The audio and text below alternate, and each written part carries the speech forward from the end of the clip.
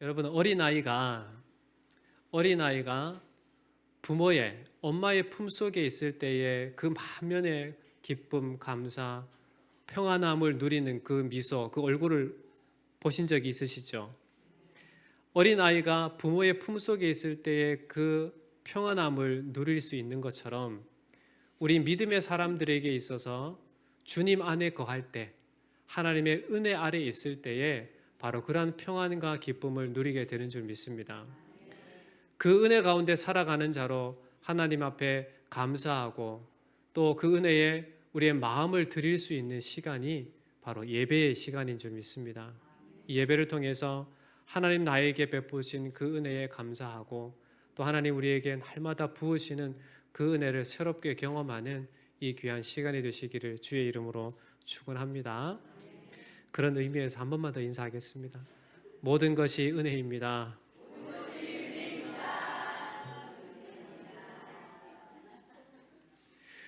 인생을 살면서 이 인생은 살아가는 모든 사람 가운데 완전한 사람은 단 한 사람도 없습니다. 모든 사람은 이 땅의 삶을 인생을 살아갈 때 실수를 많이 합니다. 여러분, 한 주간을 사시면서 실수를 하셨습니까? 아니면 완전하게 완벽하게 인생을 사셨습니까?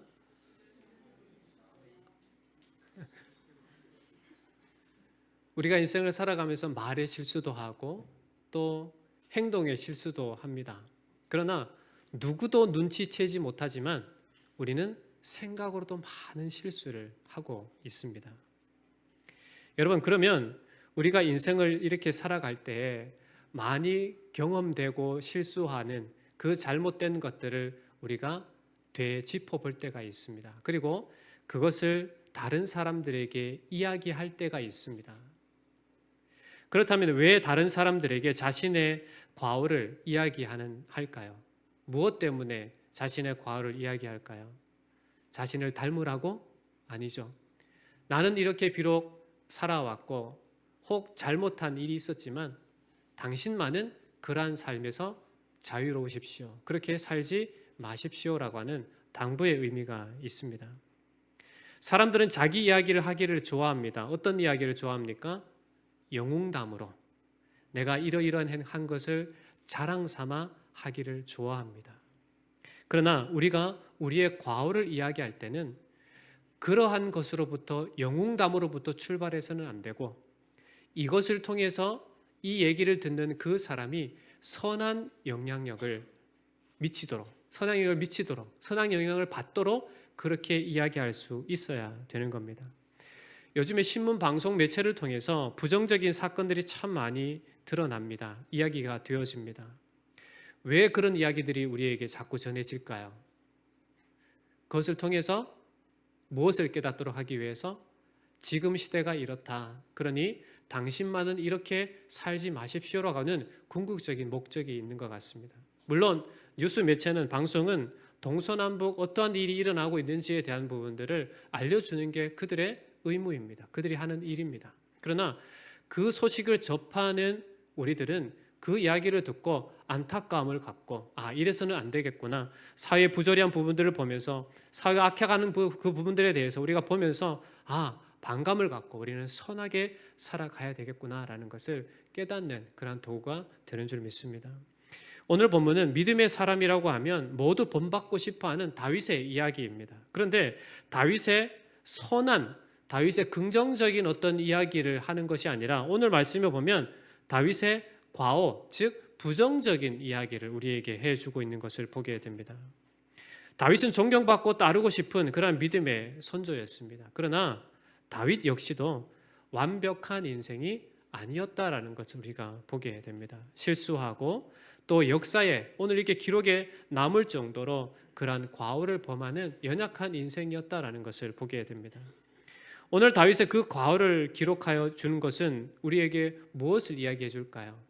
다윗이나 오늘 이 시대를 살아가는 우리나 동일한 연약한 존재로서 우리가 진짜 온전한 사람이 되기 위해서 누구를 의지해야 되는지, 누구를 갈망해야 되는지, 누구를 쫓아야 되는지에 대한 부분들을 가르쳐 주기 위해서 우리에게 말씀하고 있다라는 겁니다. 오늘 말씀 1절은 이렇게 시작을 합니다. 여호와께서 다시 이스라엘을 향하여 진노하사 그들을 치시려고 다윗을 격동시키사 가서 이스라엘과 유다의 인구를 조사하라 하신지라. 이 말씀은 다윗이 인구 조사를 하게 된 배경에 대해서 이야기하는 말씀이 됩니다. 다윗이 명령한 인구 조사의 배경이 하나님의 진노를 위한 것이었다라고 이렇게 말씀을 합니다. 그렇다면 하나님께서 이스라엘에게 왜 진노하셨는가? 명확히 이 부분에 대해서 기록되어 있지 않지만 하나님께서 징계하시는 이유에 대한 부분들을 전체적으로 살펴보면 이스라엘 백성들의 불신앙적인 행위입니다. 즉 하나님을 경히 여기는 모습, 하나님 앞에서 범죄함 때문에 하나님은 회초리를 드실 수밖에 없었다라는 것을 보면 이들의 불신앙적인 행위로 인해서 하나님께서 진노하실 수밖에 없다라는 것을 보여줍니다. 그렇다면 하나님께서 이스라엘을 벌하시기 위해서 다윗으로 하여금 죄를 짓도록 하시는 분이신가? 이렇게 질문을 하게 되죠. 이에 대한 보충할 수 있는 말씀은 역대상 21장 1절에 보면 나타납니다. 거기에 보면 오늘 본문과 동일한 그 본문에 대한 내용을 이야기하고 있는데 역대상 21장 1절에 보면 이런 말씀이 있습니다. 사탄이 일어나 이스라엘을 대적하고 다윗을 충동하여 이스라엘을 계수하게 하니라. 오늘 본문 사무엘 하에서 다윗이 인구조사를 하게 된 일의 주체에 대해서 여호와 하나님께서 진노하셨기 때문에 그렇다라고 말씀을 하고 있는데 역대상에는 인구조사를 하게 된 일의 주체를 사탄이 그렇게 격동시켰다, 충동질했다 이렇게 말씀을 하고 있습니다. 이렇게 다르게 기록되어진 이유는 이 세상의 모든 일을 다스리시는 주권자가 하나님이시다라는 것을 전제하고 보여주는 말씀이 됩니다. 하나님께서 이스라엘을 징계하시기 위해서 인구조사를 실시하도록 다윗을 격동하게 사탄의 그 행위를 하나님께서 제지하지 않으시고 허용하셨다라는 것을 이야기해 주고 있습니다. 즉 사무엘 하에서는 하나님의 섭리적인 차원에서 즉 모든 일을 다스리시는 주권자 하나님이심을 보여주기 위해서 그 주체를 여호와 하나님이 진노하셨다라고 이야기하고 역대상에서는 하나님의 그 진노하심 가운데 그 일을 이루기 위해서 하나님께서 이 사탄이 다윗을 충동질하는 것을 제재하지 않으시고 그냥 허용하심을 통해서 그 일들을 이루어 나가는 그 일들을 그 죄를 범죄하게 하는 그 주체를 바로 사탄으로 기록하고 있다라는 겁니다. 즉 다윗의 범죄의 원인은 사탄의 충동이었습니다. 그러나 분명한 것은 다윗의 죄가 하나님의 허용하신 그 아래 사탄의 꼬임과 충동이 있었지만 다윗은 그 충동에 어떻게 했나요? 마음이 빼앗겨 버렸다는 데 문제가 있습니다. 사탄의 충동에 마음이 빼앗긴 다윗의 마음이 빼앗긴 그 결과가 어떻게 됩니까? 2절 말씀에 보면 이에 왕이 그 곁에 있는 군사령관 요압에게 이르되 너는 이스라엘 모든 지파 가운데로 다니며 이제 단에서부터 브엘세바까지 인구를 조사하여 백성의 수를 내게 보고하라. 다윗은 요압을 통해서 이스라엘 전 지역의 인구를 조사하게 합니다. 다윗이 요압과 군대 지휘관들을 통해서 인구조사를 하게 한 것은 어떠한 목적에서 그렇게 인구조사를 하게 시킨 걸까요?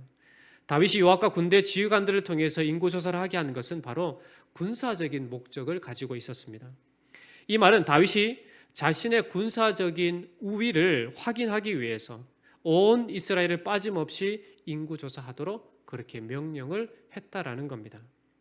이러한 동기를 가지고 인구조사를 명령한 다윗에 대해서 요압은 어떻게 반응하는가? 3절을 보시면 요압이 왕께 아뢰되 이 백성이 얼마든지 왕의 하나님 여호와께서 100배나 더하게 하사 내 주 왕의 눈으로 보게 하시기를 원하나이다.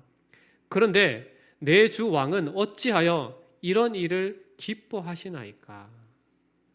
요압은 다윗의 명령을 받고도 바로 순종하지 않고 왕이 명령한 그 인구조사가 하나님 보실 때에도 또 우리가 볼 때에도 적절하지 않다라고 이렇게 항명을 합니다.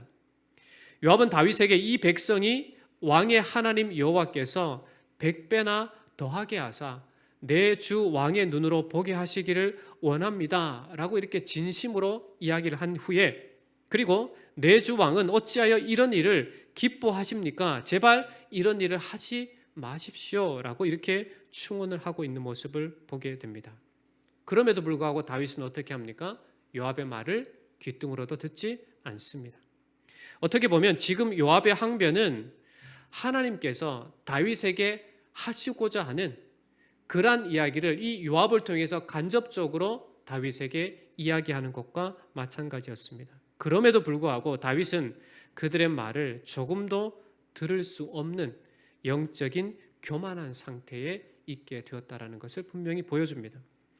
다윗은 하나님의 뜻에 근거한 이 요압의 말에 대답하거나 변화된 모습을 조금도 보이지 않습니다. 오히려 왕으로서 가지는 절대적인 권력, 그 힘의 논리로 강압적으로 이들에게 다시금 명령합니다. 4절을 보시면 왕의 명령이 요압과 군대 사령관들을 재촉한지라. 요압과 군대 사령관들을 재촉했다라고 하는 것은 요압의 항변이 요압 혼자만의 항변이 아니었다라는 것도 우리에게 보여줍니다. 이렇게 요압뿐만 아니라 모든 군대 이 사령관들, 지휘관들이 항변했음에도 불구하고 다윗은 결코 미동도 하지 않는 모습을 보여줍니다. 한 명이 아니라 여러 사람의 항변이었음에도 불구하고 들으려 하지 않고 오히려 자기가 뜻한 대로 재촉해서 그 일을 하도록 명령을 하게 됩니다. 신정국가, 즉 하나님께서 다스리시는 나라로서 그때 당시의 왕, 이 다윗은 대리 통치자로서의 그 왕이었음에도 불구하고 그 주변에 있던 여러 나라들이 보여주는 그 행태를 따르고 있는 다윗의 모습을 보여주고 있습니다. 다윗의 이러한 모습은 당시 군 수뇌부들의 정당한 항의뿐만 아니라 자신의 양심 또한 억누른 결과였다라는 것을 보게 됩니다. 즉 궁극적으로 하나님의 뜻과는 반대로 다르게 달려가고 있다라는 것입니다. 다윗의 명령으로 이스라엘 전체 인구를 조사한 결과를 보면 9절에 이렇게 나타납니다. 요압이 백성의 수를 왕께 보고하니 곧 이스라엘에서 칼을 빼는 담대한 자가 80만 명이요 유다 사람이 50만 명이었더라. 여기서도 동일하게 알 수 있는 것은 다윗의 인구조사의 목적이 바로 군사적인 목적이었다라는 것을 분명하게 보여줍니다. 칼을 빼는 담대한 자라고 하는 것은 바로 전쟁에 나갈 수 있는 사람을 이야기합니다. 도합 계산해 보니까 이스라엘과 남유다에서 130만 명이나 되는 그러한 군사력을 갖고 있다라는 것을 듣게 됩니다.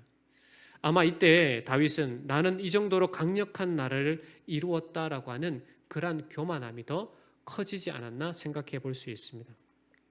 오늘 이러한 다윗의 과오를 통해서 다윗이 갈급해했던 것과 요압이 갈급해했던 상반된 모습을 우리가 찾아볼 수 있습니다. 먼저 다윗이 갈급해했던 그것이 무엇인가를 살펴보면 2절과 4절 말씀을 다시 보면 이에 왕이 그 곁에 있는 군사령관 요압에게 이르되 너는 이스라엘 모든 지파 가운데로 다니며 이제 단에서부터 브엘세바까지 인구를 조사하여 백성의 수를 내게 보고하라. 4절 보시면 왕의 명령이 요압과 군대 사령관들을 재촉한지라. 요압과 사령관들이 이스라엘 인구를 조사하려고 왕 앞에서 물러났다 말씀합니다.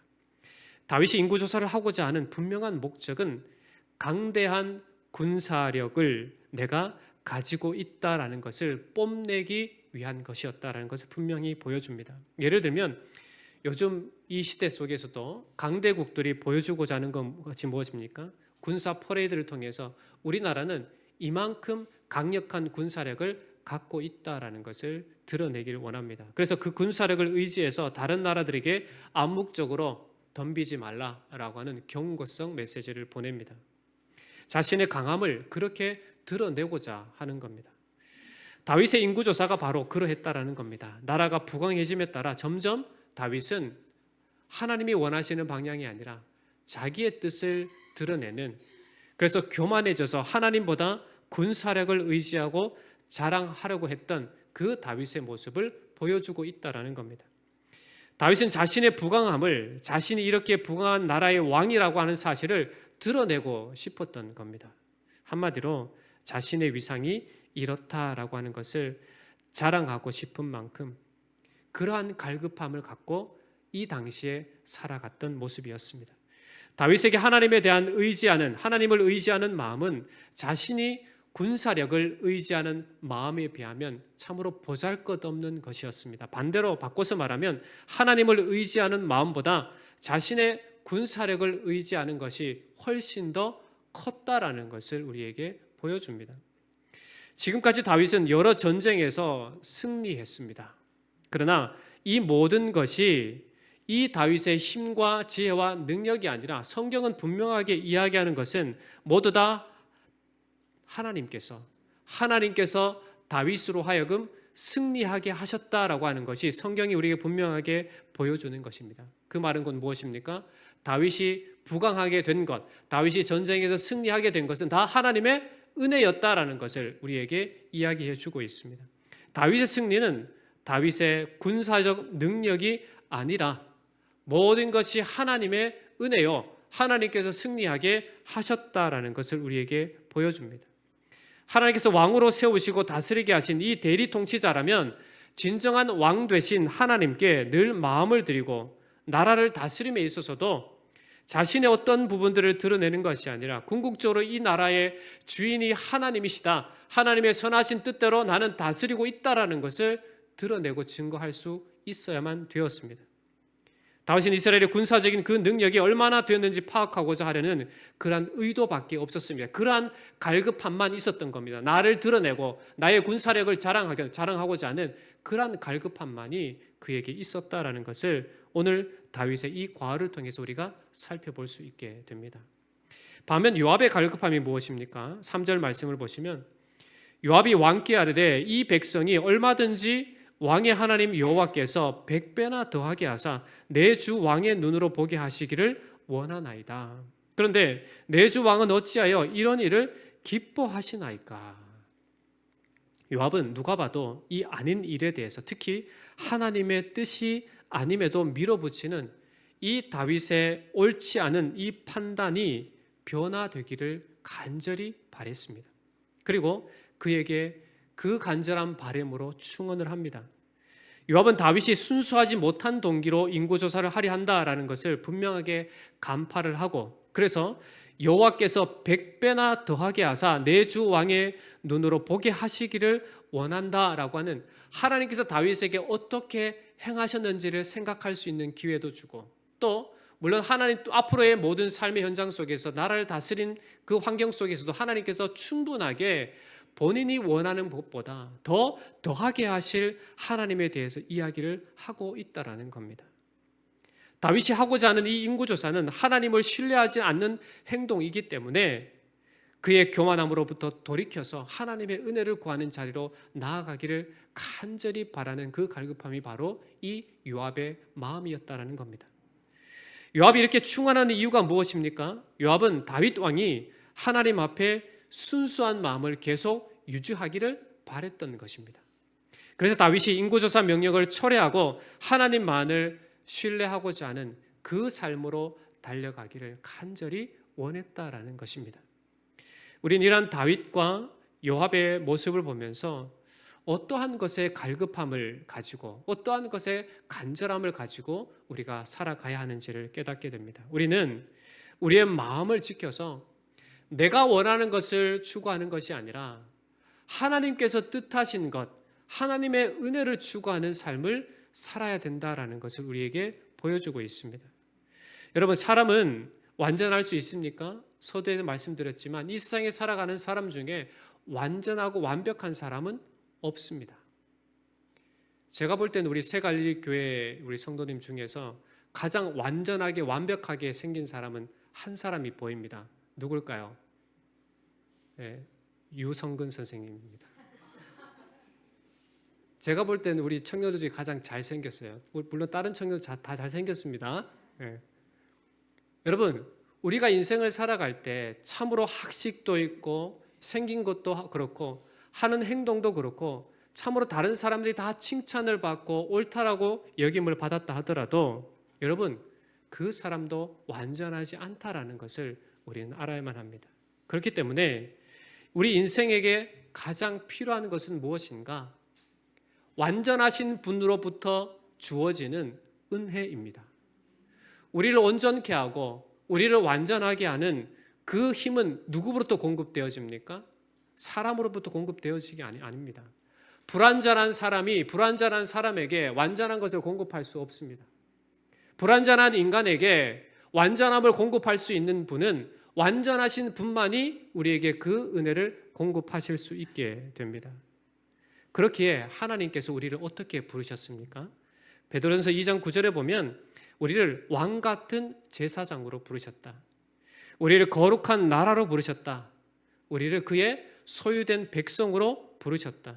우리가 하나님의 자녀로 그렇게 살아가도록 부르셨다라고 분명하게 말씀을 하고 있습니다.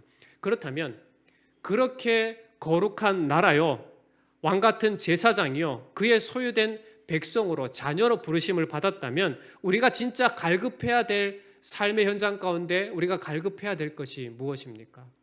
세상의 어떠한 것들을 쟁취하기 위해서, 세상의 어떤 것들을 누리기 위해서 그것만이 나를 살릴 수 있고, 그것만이 나에게 힘을 줄 수 있고, 그것만이 나를 위로할 수 있고, 그것만이 나를 온전케 한다라고 해서 세상의 것을 추구하는 것이 아니라, 불완전한 세상의 것을 추구하는 것이 아니라 완전하신 하나님을 추구하는 것이 참된 지혜요 능력인 줄 믿습니다.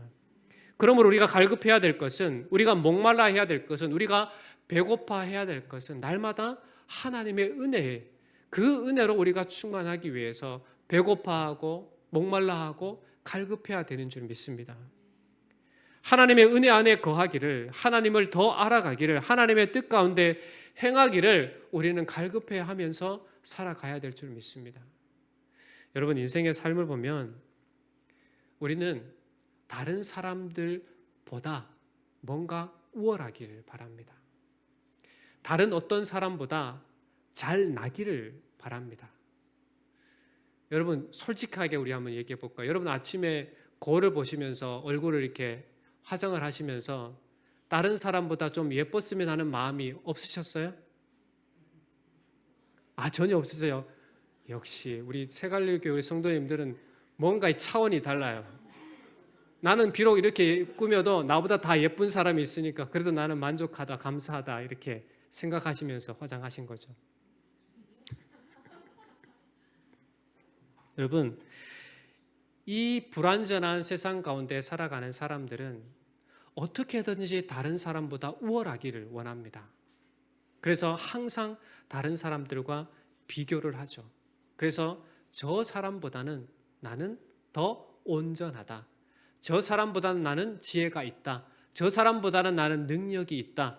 라고 하면서 이 교만한 마음을 갖게 되는 것이 이 불완전한 인생의 모습인 것 같습니다. 그러나 하나님의 자녀로 부르심을 받은 우리의 삶의 모습은 이와 달라야만 합니다. 우리가 진정 구하고 찾고 우리가 갈급해야 될 것은 바로 우리 주님이심을 기억할 수 있어야만 합니다.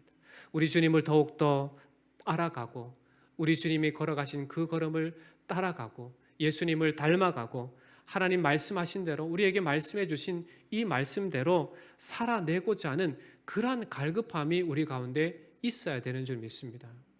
언제까지 그래야 될까요? 예수님 재림하시는 그날까지 우리는 항상 주님께서 베푸신 은혜를 추구하고 우리 주님만을 따라 살아가고자 하는 그런 갈급함이 우리 가운데 있어야 되는 줄 믿습니다. 우리가 이 세를 살아갈 때, 지금 이 삶에 우리의 주어진 삶을 살아갈 때 우리의 모습 속에 여러분 마음 가운데 세상이 커 보입니까? 아니면 주님을 향한 마음이 커 보입니까? 세상이 완벽해 보입니까? 아니면 주님께서 완전해 보이십니까? 우리의 모든 삶의 현장 속에서 오직 주님만이 가장 크게 보여져야 될 줄 믿습니다. 오직 주님만이 내가 추구하는 바에 있어서 최우선에 있어야 되고 그것만이 내가 쫓아야 할 가장 크게 보이는 것이 되어야 될 줄 믿습니다. 우리가 가져야 할 마음은 주님을 향한 갈급함이 되어야 되고 그래야만 우리가 진짜 인생 가운데 우리가 살아가는 인생이 완전한 인생, 온전한 인생, 주님이 진짜 원하시는 그러한 인생으로 살아갈 수 있게 된다라는 겁니다. 우리 주님께서 우리를 어떻게 부르셨습니까? 여러분 한 사람 한 사람을 어떻게 부르셨습니까? 에베소서 2장 1절로 5절에 보면 하나님께서 우리에게 어떠한 은혜를 베푸셨는지를 잘 묘사해 주고 있습니다. 그는 허물과 죄로 죽었던 너희를 살리셨도다. 그때의 너희는 그 가운데 행하여 이 세상 풍조를 따르고 공중의 권세 잡은 자를 따랐으니 곧 지금 불순종의 아들들 가운데 역사하는 영이라. 전에는 우리도 다 그 가운데서 우리 육체의 욕심을 따라 지내며 육체와 마음이 원하는 것을 하여 다른 이들과 같이 본질상 진노의 자녀였더니 긍휼이 풍성하신 하나님이 우리를 사랑하신 그 큰 사랑을 인하여 허물로 죽은 우리를 그리스도와 함께 살리셨고 너희는 그 은혜로 구원을 받은 것이다. 우리에게 너무나도 분명하게 하나님께서 독생자 예수 그리스도를 통해서 우리에게 전해주신, 우리에게 허락하신 그 구원의 은총에 대해서 분명하게 말씀을 해주고 있습니다. 우리가 살아가는 인생은 바로 주님께서 베푸신 은혜의 인생인 것입니다. 그러기에 우리는 항상 예수 그리스도의 그 십자가와 부활을 날마다 의지하고 우리가 살아가는 삶의 현장 속에서 부단히 하나님의 은혜를 갈급해하며 그 은혜로 살고자 하는 그러한 삶이 우리의 삶의 현장 가운데 있어야 될 줄 믿습니다.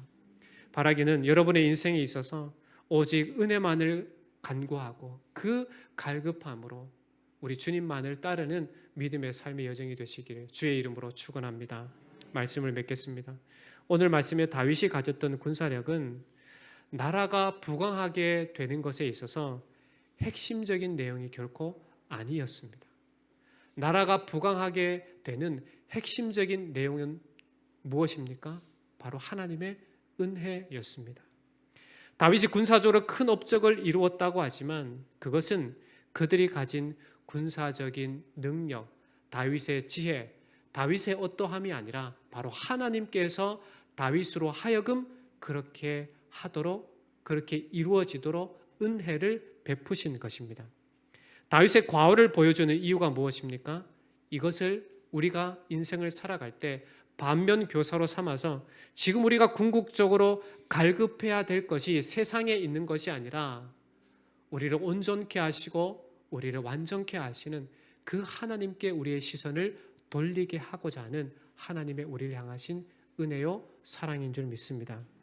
그렇기 때문에 아무리 강한 군사력이 있다 해도 하나님을 향한 믿음이 없다면 그것은 단지 징계의 도구가 될 뿐이다 라는 사실을 알고, 그리고 아무리 큰 현실적인 어려움이 있고 우리 인생 가운데 아무리 연약함 가운데 있다 하더라도 우리 주님만을 사모하고 의지하고 믿음으로 살고자 한다면 그 사람이야말로 참된 부강함의 중심에 있는 참된 지혜를 가진 사람이요 참된 능력을 가진 사람이다라는 것을 우리에게 메시지로 전해주고 있습니다.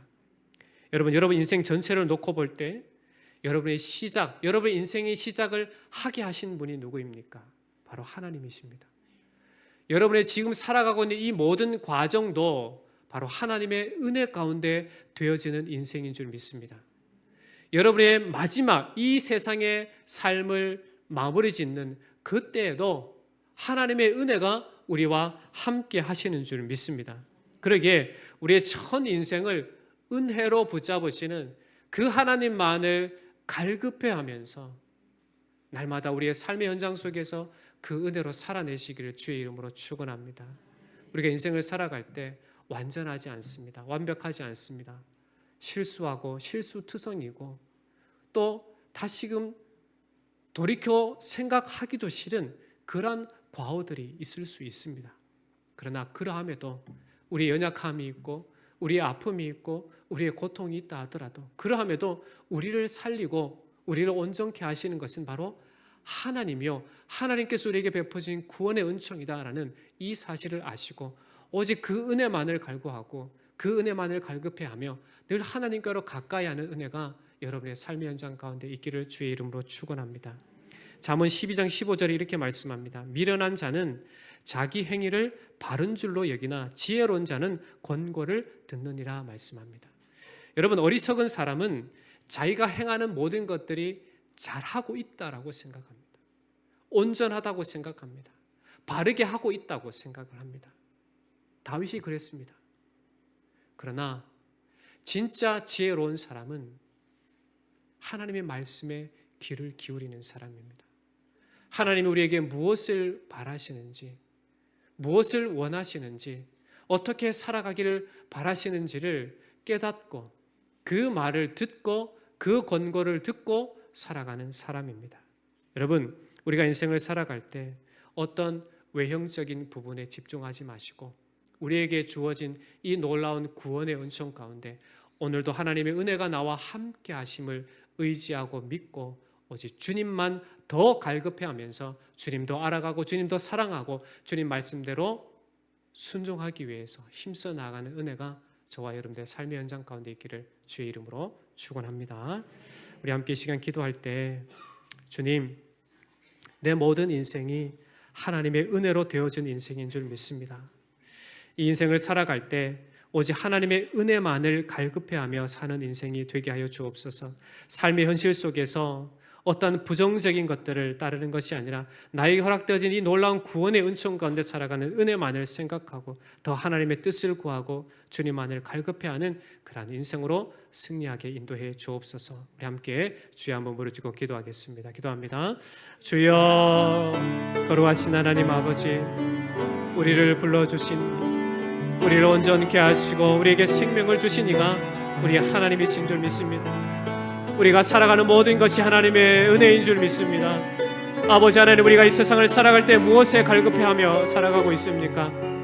하나님, 내 안에 이 세상 가운데 보여지는 이 세상이 주고자 하는 거기에 갈급해하는 것이 아니라 오직 예수 그리스도를 갈급해하며 그분의 은혜만을 사모하며 살아가는 인생이 되게 하여 주옵소서. 은혜로 되어진 인생이기에 은혜로 살아가게 하시고 주님의 은혜로 우리 인생을 마무리하는 저희들이 될 수 있도록 주님 인도해 주옵소서. 주님 오시는 그날까지 우리가 날마다 주님의 은혜를 사모하고 갈급해하며 하나님의 선하신 뜻을 구하고 그 뜻대로 살아가고자, 그 뜻에 순종하고자 아버지 써나가는 저희들 되게 인도해 주옵소서. 우리의 시선을 주님께 고정하게 하시옵소서. 우리의 마음을 세상에 빼앗기지 않게 하여 주시옵소서. 우리의 삶의 모습, 발걸음, 우리의 생각조차도 늘 하나님만을 향할 수 있는 내 삶이 되도록 우리 하나님 아버지 인도해 주옵소서. 우리 주님께서 우리를 그렇게 부르셨습니다. 우리 주님께서 우리를 그렇게 살아가도록 바라고 원하고 계십니다. 그 하나님의 선하신 뜻을 알고 우리가 살아가는 모든 삶의 연장 속에서 주님의 은혜만을 갈급해하며 늘 주님만을 바라보며 오직 예수님만을 사랑하고 소망하며 주님만에게 달려갈 수 있는, 오직 예수 그리스도의 이름으로 승리할 수 있는 우리 살아가는 모든 성도들이 되게 우리 하나님 아버지 인도해 주시옵소서. 오직 주의 은혜로만 된 인생입니다. 오직 주님의 은혜만을 삼아 그 은혜만을 갈급하며 사는 인생이 되게 하여 주옵소서. 하나님 아버지, 우리가 하나님의 은혜가 아니면 살아갈 수 없는 참으로 부족한 존재일 뿐입니다. 우리의 부족함을 알고 우리를 완전하게 하시는 예수 그리스도만을 의지하고 그 주님만을 갈급해하며 사는 인생이 되게 하여 주시옵소서. 삶의 어떠한 형편에 있든지 오직 주님께 집중하고 주님의 은혜만을 사모하며 주님만을 우리가 갈급해하며 주님께서 우리에게 공급하시는 그 은혜로 살아가며 주님의 선하신 뜻을 쫓고 따르는 그 일에 전심전력한 우리 살아가는 모든 성도들 되게 하여 주시옵소서. 살아계신 예수님 이름으로 간절히 기도합나이다. 아멘.